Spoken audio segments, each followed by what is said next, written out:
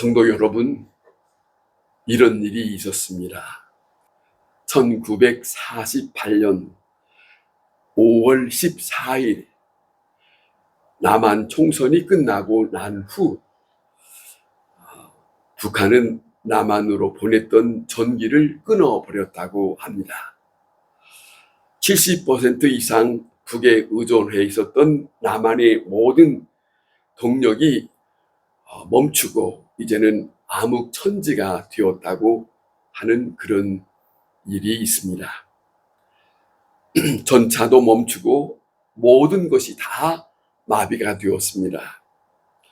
이대로 얼마 못 가서 이제는 북한에서 생각하기를 남한은 항복할 것이다.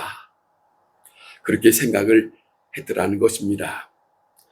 이 사실을 알게 된 바다 건너 미국의 발전왕이라고 하는 시글러라고 하는 분이 남한의 딱한 사정을 자기 일처럼 생각하고 발전소를 세우려는 이제는 시간이 너무 오래 걸리고 긴급 대안책으로 함선 2척을 발전소를 만들어 긴급 한국으로 가져가서 한 척은 부산에, 한 척은 인천항에 그렇게 정박시키고 송전선에 전기를 연결함으로 인해서 남한은 다시 전기를 사용할 수 있었다 하는 이야기입니다.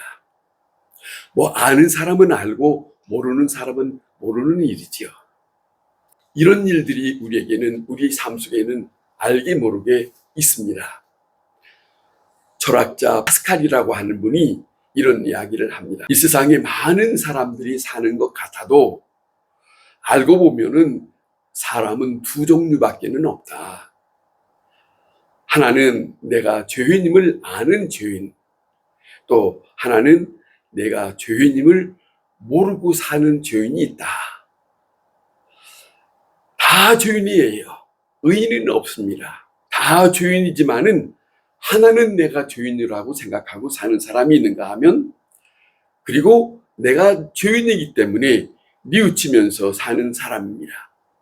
그런데 또 하나는 나는 죄가 없다고, 내가 잘못이 있다면 누구 때문이라고 그렇게 말하면서 사는 사람이 있다는 거 아닙니까?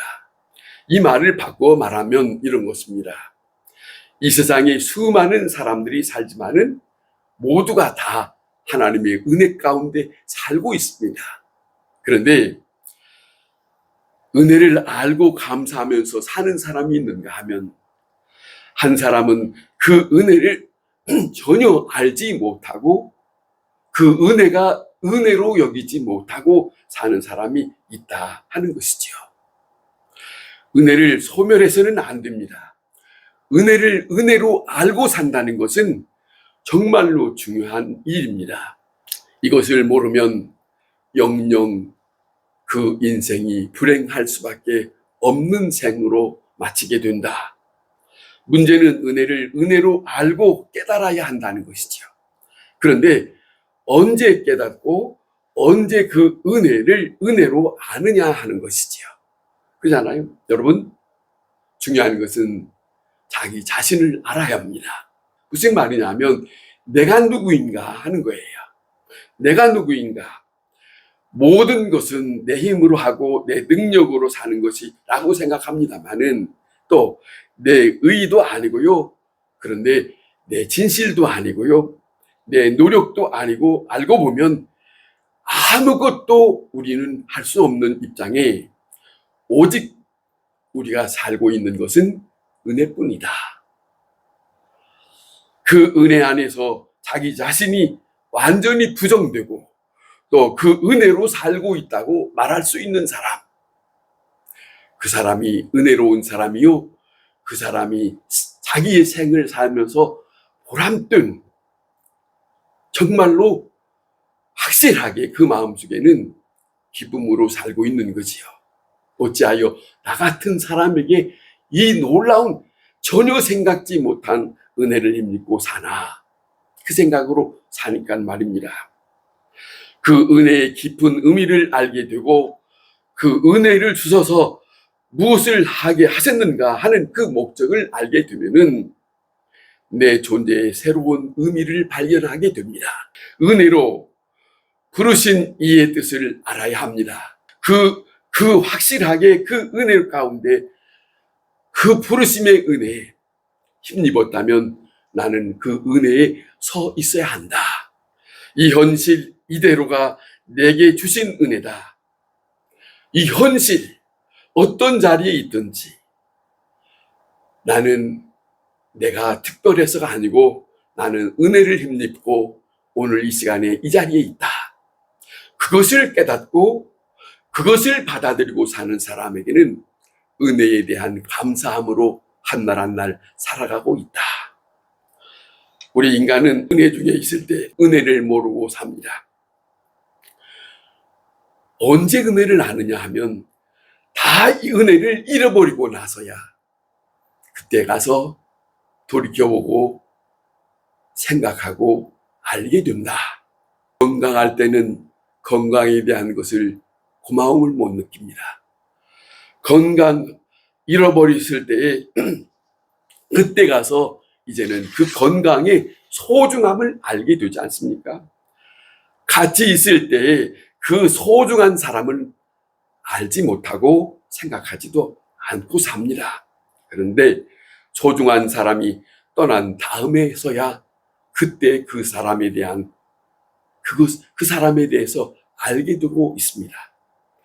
재산을 잃어버리고서야 재산의 소중함을 알고 있습니다. 또 하나는 고난 중에서 내게 끼친 그 은혜에 대한 것들을 그때서 헤아리게 됩니다. 배고플 때를 알고 병들었을 때 가서 알고 같은 기도해도 건강할 때 기도가 있고 병들었을 때 기도하고 그러지 않습니까? 그런데 병들었을 때 기도할 때는 또 다른 겁니다. 어려운 일을 당할 때 우리는 하나님 앞에서 정직하게 됩니다. 왜? 그 은혜를 알게 되고 있기 때문에 우리가 받은 은혜가 얼마나 큰 것인가를 조금씩 깨닫게 됩니다. 다시 말하면 중요한 것은 낮아지고 난 다음에 잃어버리고 난 다음에 모든 사건을 통해서 내가 내 처지를 통해서 내가 나를 스스로 알게 될 때에 가서야 비로소 그 은혜를 은혜로 여길 그 시간을 맞이하게 되더라 하는 것이죠. 여러분, 은혜를 받으면은 어떻게 될까? 가장 큰 은혜는 자기 자신이 낮아지고 있는 그 형편을 아는 자가 가장 큰 은혜를 알고 있는 사람이다. 은혜의 최고봉은 그래서 이 말을 다른 말로 말하면 겸손이라고 말합니다. 낮아진 자, 정말로 낮아진 자, 높은 마음이 아니고 자기 마음이 낮아진 마음으로 나는 아무것도 아니다. 나는 저 사람보다도 못하다. 모든 입장에서 나는 저 사람보다도 못한 사람이다. 여러분, 은혜 받음으로 겸손하게 됩니다. 하나님의 은혜를 알 때에 가서야 자기 자신을 알게 되는 것이죠. 하나님께서 은혜를 주실 때는 겸손한 자, 자기를 낮춘 사람에게 하나님의 은혜를 주어서 그 은혜를 알게 하십니다. 교만한 자에게 은혜를 주시지도 않고 은혜를 깨닫지도 못한다. 중요한 것은 신앙적 교만이 생기면 당장의 마귀의 종이 된다는 것입니다. 은혜 받은 사람은 자꾸만 자기 자신을 낮추요. 은혜를 받은 사람은 하나님의 말씀을 듣고 자기 자신이 누군가를 알게 되면 하나님으로부터 자기 자신을 비춰볼 때 나는 아무것도 아니구나. 나는 아무것도 아니구나.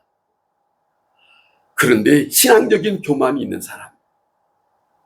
그런데 그 사람에게는 그 고귀한 것을 깨닫지 못하고 하나님으로부터 내가 누구인가를 전혀 생각하지 않고 살아갈 때가 많습니다.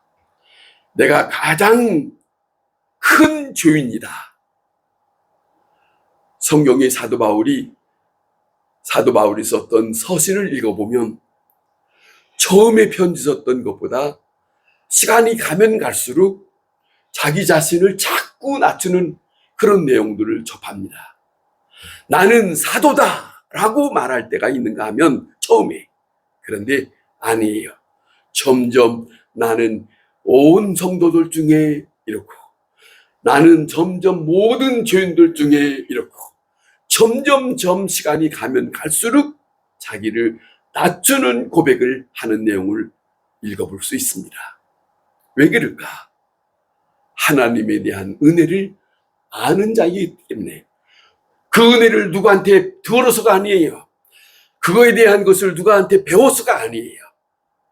하나님으로부터 자기를 비추어 볼 때에 나는 이런 사람이구나, 이런 사람이구나 하면서 점점 자기를 낮추고 고백하는 그런 삶을 마음속에 지니고 살았다. 성 프란스라고 하는, 여러분 잘 아시죠? 하나님으로부터 크게 쓰임 받을 때에 제자 준 사람 중에 명상 중에 있을 때 하늘나라에 올라가서 천사의 도움으로 천국에 여기저기 구경하는 것을 시간을 가졌는데, 여기저기 다니다 보니까 높은 보좌가 있더랍니다. 그래서 높은 보좌가 있길래 저기에 뭐라고 써 있느냐 하면 성 프란스가 장차 앉을 자리다 라고 써 있더라는 거예요. 이 제자가 그걸 보고 약간 시기가 났어요. 자기 선생님을 존경하지만은 깨어난 다음에 자기 스승에게 시험을 합니다. 선생님은 자신을 어떤 사람이라고 생각하십니까? 라고 물었어요. 그랬더니 이 선생님이 하시는 말씀이 이 세상에서 가장 악한 사람이지 그러더라는 거죠. 그 말을 듣고 이 제자가 깜짝 놀라고 하는 말입니다. 아니 선생님, 그건 위선이지요. 선생님은 성자라고 부름을 받고 사는데 무슨 소리입니까? 이렇게 대들었어요. 그런데 이 선생님이 그 제자의 말을 듣고 이 선생님이 하는 말입니다. 그것은 자네가 몰라서 그래. 내가 받은 은혜를 다른 사람이 그렇게 받았더라면 나보다도 그는 더 훌륭한 사람이 되었을 거야. 가만히 생각해 보세요. 이분은 성자라고 불려주는 사람이에요. 성 프란시스. 그런데 성자라고 불리면 받고 사는 사람이지만은 제자의 질문 속에 우리는 그의 마음을 알 수 있잖아요. 그는 어떤 마음으로 사는지. 그는 낮아진 마음, 다른 사람보다 자기가 특별하다고 생각하지 않고 나는 모든 사람보다 악한 사람이지 이렇게 말하고 있는 이분의 말을 생각해 보세요. 겸손한 것이 있습니다. 이것을 잊지 말아야 됩니다. 신앙생활을 깊이 오랜 시간 하면 할수록 높아지는 것이 아니라 점점 낮아지는 것은 다른 게 아닙니다. 자기가 받은 은혜를 얼만큼 아느냐 하는 것을 간직한 사람만 고백할 수 있는 말입니다. 어떤 입장이든지 누가 건드려도 그의 마음에는 흔들림이 없어요. 왜? 낮아진 입장이 있으니까. 조금 높은 자리에 마음이 있었더라면 누가 건드리면 꿈틀합니다. 무슨 소리냐고. 그런데 아니에요. 정말 신앙적인 입장에 하나님의 은혜가 내가 어느 만큼 끼치느냐. 누가복음 7장에 보면 이런 말씀이 있더라고요. 예수님이 바리새인 집에 초청을 갖지 않았습니까? 초청을 갔는데 바리새인 집에 초청할 때 예수님이 손을 씻을 물도 주지 않았고요. 발을 씻을 물도 주지 않았어요. 그런데 그 동네의 소문난 여인이 그곳에 들어와서 예수님의 곁에 앉아서 발을 씻고 머리털로 닦고 이런 일을 하는 걸 그 내용 속에 말하고 있잖아요. 그런데 그걸 보고 이 바리새인은 속으로 그런 생각했다는 거 아닙니까? 저 예수가 이 여인이 누구라고 하는 것을 안다면 저렇게 하는 걸 내버려 두지 않았을 것인데 어찌하여 저 동네의 죄인인데 가만히 있을까? 예수님이 알아챘어요. 예수님이 알아채고 하는 말입니다. 시몬아, 내가 너에게 할 말이 있다. 너는 내게 씻을 물도 주지 않았지만 이 여인은 나를 위하여 이렇게 눈물로 나에게 자신의 헌신을 하고 있지 않느냐. 그러면서 뭐라고 하시냐면 내가 죄인이라고 하는 것을 크게 아는 사람과 적게 아는 사람이 있는데 하나님의 크게 아는 사람은 크게 알고 하나님의 사랑, 그 은혜에 대해서 적게 아는 사람은 하나님의 사랑에 대해서 하나님의 은혜에 대해서 적게 안다는 거 아닙니까? 예수님이 그 말씀을 하셨어요. 고린도 후서 12장에 하나님께서 사도 바울을 겸손하게 만든 장면이 거기에 기록하고 있습니다. 바울이 뭐라 하냐면 육체의 가시, 사단의 사자라고 하는 말을 할 정도로 자기를 괴롭히는 것이 있었습니다. 그걸 두고 더 구체적으로 이런 말합니다. 여러 계시를 받은 것이 지극히 크므로 너무 자만하지 않게 하시려고 곧 사단의 사자를 주셨으니 이는 나를 쳐서 너무 자만하지 않게 하려 하심이니라 라고 사도 바울이 고백한 내용이 있어요. 무슨 고백입니까? 이 일 때문에 기도를 3번 했다고 하는데 기도를 해서도 이것을 거두지 않으셨어요. 거두지 않는 걸 보시고 하나님께서 내게 무슨 뜻인가 하는 것을 고백한 거예요. 하는 게 아닙니다. 여러분, 우리는 기도할 때 하나님 이것을 해결해 주세요. 저것을 해결해 주세요. 그렇게 요구하지만은 다 해결해 준다고 하는 것만 하나님의 은혜가 아니에요. 남겨둔 것을 생각하고 그것이 무엇 때문인가를 생각하는 사람, 사도 바울이었다. 바울은 이 입장은 나를 생각하사 나를 자만하지 않게 하기 위하여 이것을 남겨두었다고 그걸 은혜로 받고 있습니다. 얼마나 깊은 신앙적인 마음이 있는 겁니까?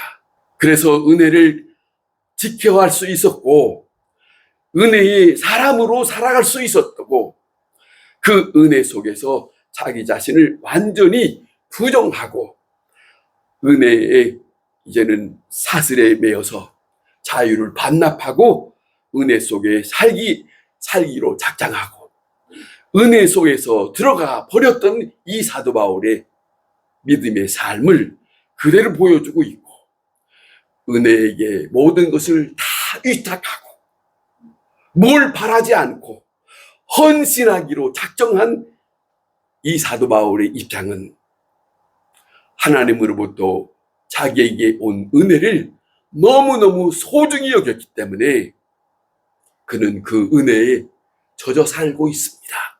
오늘 이 본문에 사도 바울은 말합니다. 은혜를 헛되이 받지 말라. 은혜를 헛되이 생각하지 말라는 거죠.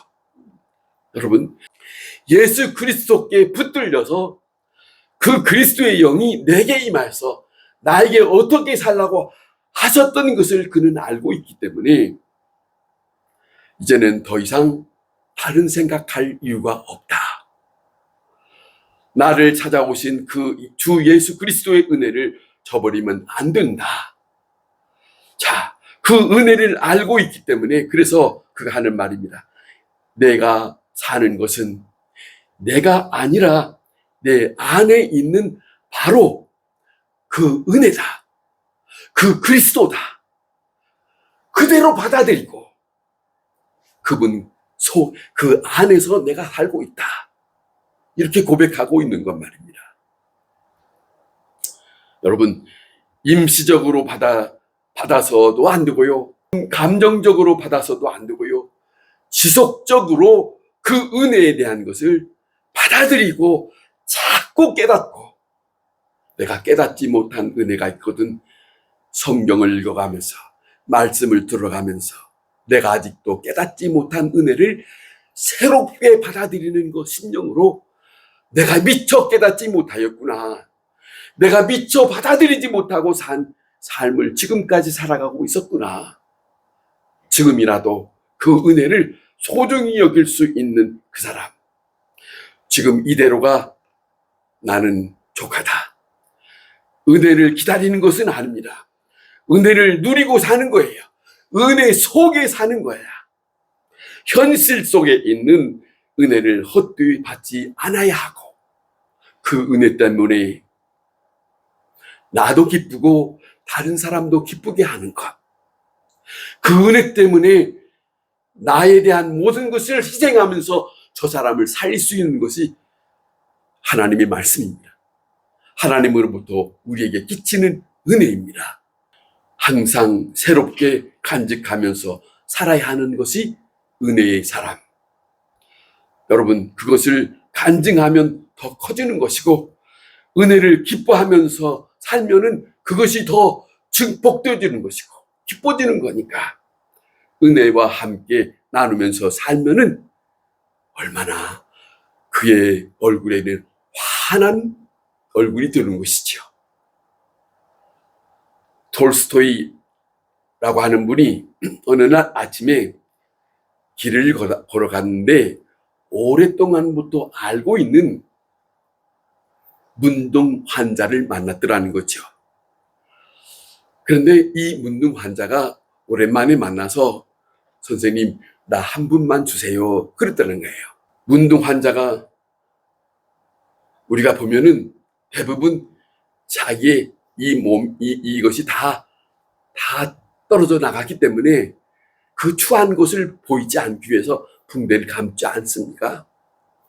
붕대를 감고 이렇게 고 있을 때 이 톨스토이라고 하는 사람이 자기 호주머니에 손을 집어넣었어요.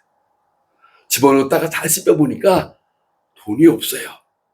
지금 이 문둥 환자가 한 푼만 주세요 했는데 줄 만한 돈이 없어요.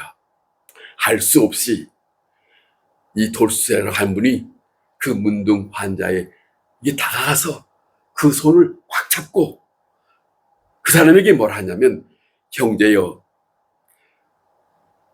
내가 지금 호주머니에 손을 넣어봤는데 지금 내가 돈이 없네. 주려고 했지만 내가 못 줘서 미안하네. 그랬어요. 그런데 이 말을 듣자마자 이 문둥 환자가 감사합니다. 그러게요. 아니, 나는 당신에게 돈 한 푼 주지 못했는데 어찌 감사할 수 있는가? 그랬더니 선생님이 나한테 손을 붙잡고 형제여 그러지 않았습니까? 그러더라는 거죠. 물질이 아니에요. 정말로 중요한 것은 그로 인해서 자기가 사랑을 느꼈으니까 그 사랑에 대한 것을 느낀 것을 자기는 너무 고마워. 나 같은 사람에게 누가 손잡아 주겠냐는 거죠. 그런데 이 사람의 마음에는 그것이 큰 감동으로 형제여 하고 손을 잡아줬으니 너무 감동되어서 선생님 감사합니다. 여러분, 은혜로 아는 것은 중요한 일입니다. 감격합니다. 인도의 한 평생 선교사로 지냈던 윌리엄 캐리라고 하는 분이 있어요. 근데 이 윌리엄 캐리라고 하는 분이 선교사의 일을 하고 자기가 죽기 전에 미리 자기 만들어 놨대. 그 묘비에 뭐라고 썼느냐, 그가 뭐라고 썼는지 소개하고 싶습니다. 윌리엄 캐리, 1761년생, 죄 많고 약하고 능력이 없는 벌레인 나는 당신의 거룩한 손에 기대어 여기에 잠드나이다. 그는 항상 생각했어요. 나는 사람이 아니라 나는 벌레 같은 자다. 그는 한평생 하나님 앞에 감사할 수 있었다. 은혜를 은혜로 아는 자, 벌레 같은 내가 선교사를 할 수 있었던 이들이 너무 고마웠고 감사했다. 나를 어디까지 낮추느냐 하는 것이 중요합니다. 그 말씀 속에 들려오는 하나님의 말씀으로, 하나님의 은혜로 나는 지금 어떤 사람인가를, 그분의 은혜 속에 나는 어떤 사람인가를, 그걸 다시 되찾아야 할 것입니다. 벌레 같은 내가 선교사 일을 할 수 있다니. 보세요. 이분도 얼마나 오랜 세월을 선교사의 일을 했겠어요? 그런데 그렇게 오랜 세월 하는 동안에 나는 선교사를 했으니까 그렇게 의식되는 게 아니고 자기 자신 스스로 나 같은 벌레 같은 자가 선교사를 할 수 있었다니. 많은 것을 우리에게 이 한마디가 생각하게 하는 거 아니겠습니까? 사도 바울은 고린도 전서 15장 10절에 오늘날 내가 나된 것은 오직 하나님의 은혜다. 내게 베풀어 주신 주님의 은혜가 헛되지 않다. 나는 어느 누구보다도 더 열심을 내어서 일해야 할 사람이었다. 그렇게 한 것은 내가 아니라 나와 함께 하신 하나님의 은혜뿐이었다. 기도하겠습니다.